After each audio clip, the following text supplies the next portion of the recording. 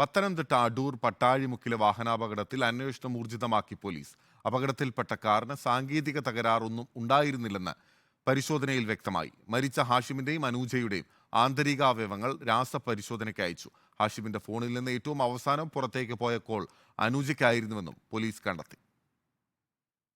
ഹാഷിമിന്റെയും അനുജയുടെയും മരണകാരണം അപകടത്തിലേറ്റ പരിക്കാണെന്ന് പോസ്റ്റ്മോർട്ടം പ്രാഥമിക റിപ്പോർട്ടിലുണ്ടായിരുന്നു. മരണം സംബന്ധിച്ച് കൂടുതൽ വിവരങ്ങൾ ലഭ്യമാകുന്നതിനായി ഇരുവരുടെയും ആന്തരികാവയവങ്ങൾ രാസപരിശോധനയ്ക്ക് അയച്ചു. അപകടത്തിൽപ്പെട്ട കാറിനുള്ളിൽ നിന്നും പൊട്ടിയ നിലയിൽ മദ്യക്കുപ്പി കണ്ടെടുത്തിരുന്നു. ഹാഷിം മദ്യപിച്ചിട്ടുണ്ടായിരുന്നോ, വിഷാംശം എന്തെങ്കിലും ശരീരത്തിലുണ്ടായിരുന്നോ എന്നെല്ലാം രാസപരിശോധനാ ഫലത്തിൽ നിന്ന് വ്യക്തമാകും. ഇരുവരുടെയും ഫോണുകളും ശാസ്ത്രീയ പരിശോധനയ്ക്ക് വിധേയമാക്കും.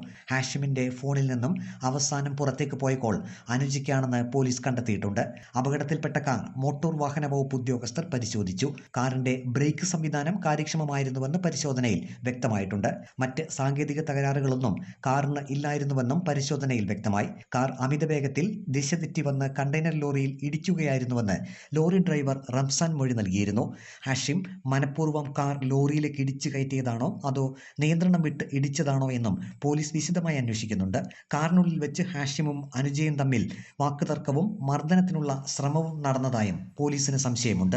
റിപ്പോർട്ടർ, പത്തനംതിട്ട.